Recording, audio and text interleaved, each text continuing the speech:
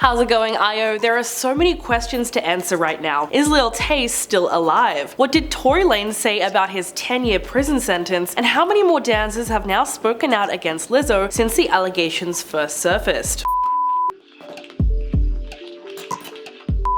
Most of this video was filmed before this latest update, so we're gonna give you all the details that we know now. There's been a lot of questions surrounding the supposed death of Lil Tay. On Wednesday, a statement was shared to her more than 3 million followers that talked about her sudden and tragic passing. It also claimed that her 21-year-old brother Jason Tian had passed away too, but they offered no explanation about how or when his death occurred. But it turns out that this was just a horrible, twisted hoax. TMZ first broke the story that Lil Tay is very much still alive, and she's claiming her Instagram account was compromised and used to spread jarring misinformation about her and her brother's death. In a statement from her family, she said, "I want to make it clear that my brother and I are safe and alive, but I'm completely heartbroken and struggling to even find the right words to say. It's been a very traumatizing 24 hours. All day yesterday, I was bombarded with endless, heartbreaking, and tearful phone calls from loved ones, all while trying to sort out this mess." She also said, "My Instagram account was compromised by a third party and used to spread jarring misinformation and rumors regarding me to the point that even my name was wrong. My legal name is Tay Tian, not Claire Hope." The statement continues, saying that Tay thanks Meta for helping her get her Instagram account back, and the phony death statement was then removed. What's still unclear though is why it took her 24 hours to get the word out that she's alive, especially because she says she was unaware that her account was hacked. There's still so many unanswered questions about this incident, but it's starting to look a little bit clearer.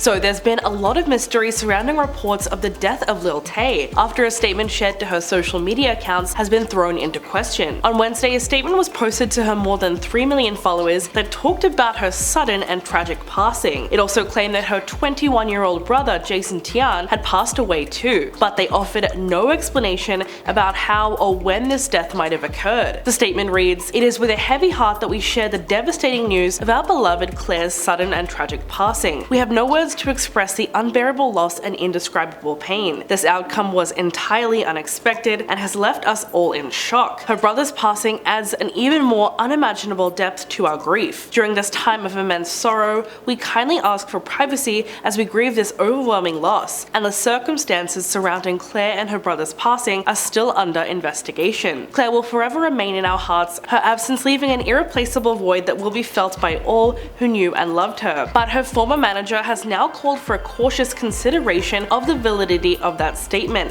and her father, Christian Hope, told Insider that he could not comment on the post and declined to confirm that his daughter had actually died. To add to that, it was reported that the LAPD and the county medical examiner did not have any information on an investigation into the death of anyone named Claire Hope. The police department in Vancouver, where the family was believed to be living, also said that it was not aware of death reports for the influencer and her brother. They said, "As of now, we are not aware and are not investigating." So that is what really got people questioning this whole thing. A few hours after the post was shared, a mysterious Instagram post has also emerged, which claimed that both Lil Tay and her brother Jason Tian are not actually dead. It claims that she doesn't have access to her Instagram account and that it's been taken over by her parents. In the post, the message read, "To be clear, I am not dead. I don't have access to the Lil Tay Instagram account. My sister and I were winning our case. It was just a couple of days before we got it all back." All her social media and come out with the truth. While this particular account has not been confirmed to be legitimate, some people have taken this post as evidence of foul play on behalf of the parents. To add further mystery into all of this, Lil Tay has vanished from the spotlight about 4 years ago. Her real name is Claire Hope, and she rose to internet fame in 2017. She became infamous for her viral videos where she raps and depicts a lavish lifestyle filled with luxury cars and homes. She was known for referring to herself as the youngest flexer of the century, but her brief time in the spotlight was always followed by controversy. The Lil Tay persona was involved in a lot of high-profile feuds with other YouTubers like Rice Gum and Bad Baby. There was also a lot of people who questioned her persona, considering her age, because that made it seem like she was being coached to make content by her family. There were just too many things about her story that didn't add up. In 2019,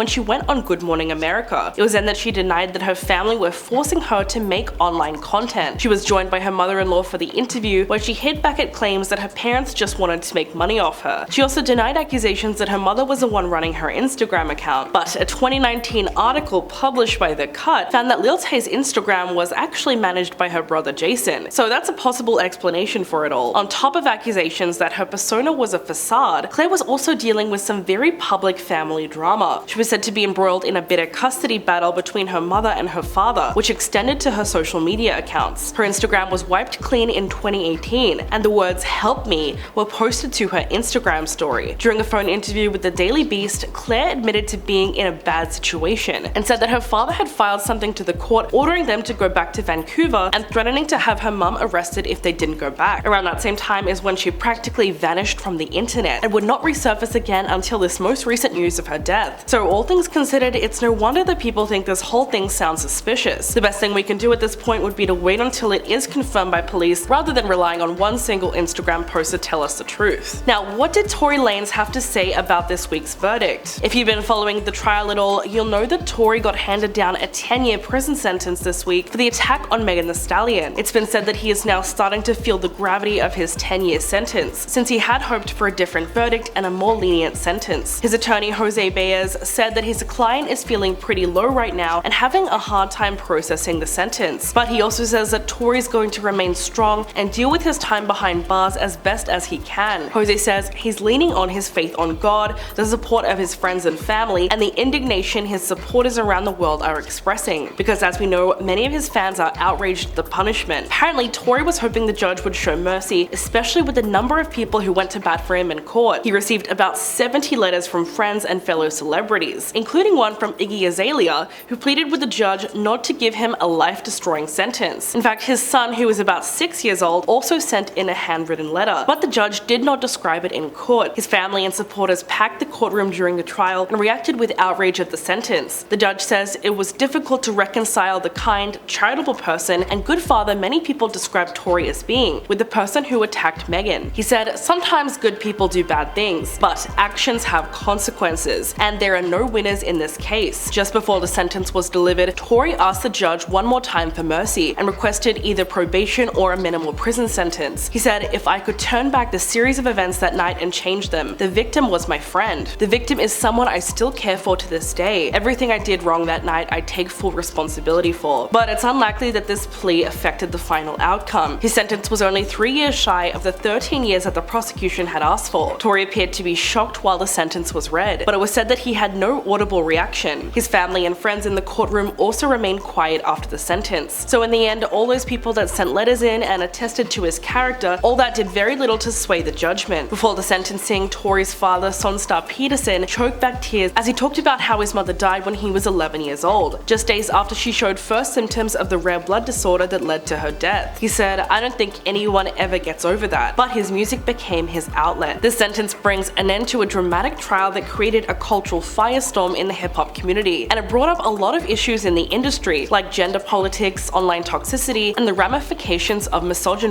The incident was mentioned in Drake and 21 Savage's song Circo Loco, where the rapper accused Megan of lying. In response, she tweeted that people need to stop using the incident for clout. She wrote, "I know I'm very popular, but y'all gotta stop attaching weak conspiracy theories in bars to my name." She then went on to blast male rappers, calling them lame, and said, "Ready to boycott bout shoes and clothes, but dogpile on a black woman when she says one of your homeboys mistreated her." In her response, Megan also turned her attention to Drake's fans and told them to remember that they supported men who stood by a man accused of hurting a woman. In her own letter to the judge, she explained the impact that the incident still has on her to this day. She wrote, "I struggle with being present. After everything that occurred, I cannot bring myself back to being in the same room with Tory. I've been tormented and terrorized. He paid bloggers to disseminate false information. He treated my trauma like a joke when I could have been dead. He blamed the system, he blamed the press, and as of late he is using his childhood trauma to justify his actions. Slowly but surely I'm healing, but I'll never be the same. His crime warrants the full weight of the law." And that is essentially what he got. So do you agree with the sentence? Please let me know in the comments down below. Now let's get into the latest Lizzo allegations. As we know, 3 of her former backup dancers, Ariana Davis, Crystal Williams, and Noel Rodriguez, all accused her of creating a hostile work environment and pressuring them to participate in sex shows. They claim that they were made to touch a nude performer at an Amsterdam strip club during a tour party. Now, the attorney for the dancers said his firm was reviewing at least 6 more complaints against her from people who toured with her or worked with her on her reality show called Watch Out for the Big Girls. Ron Zambrano told NBC News that the new allegations were of a sexually charged environment and a failure to pay employees. Zambrano said that in reviewing these claims, he determined that some are potentially actionable, but that others aren't. So essentially, it's too soon to tell whether these other dancers will be joining the lawsuit. But even so, there have been more and more women coming forward and sharing their experience working with Lizzo. Sophia Nali Allison, the Oscar-winning filmmaker, weighed in on the situation and stated that she quit her role as the director of Lizzo's documentary in 2019 after only 2 weeks because she said she was treated with such disrespect by her. She wrote, "I walked away after only 2 weeks. I was treated with such disrespect. I witnessed how arrogant and unkind she is. I was not protected and I was thrown into a bad situation with little support. My spirit said to run as fast as you effing can, and I'm so grateful I trusted my gut. I felt gaslit and was deeply hurt, but I've healed." Another former dancer who also worked with Lizzo spoke out on her Instagram stories about her own experience. She explained that while she was not a part of the lawsuit, she does agree with the things that she is accused of. In her own words, she says,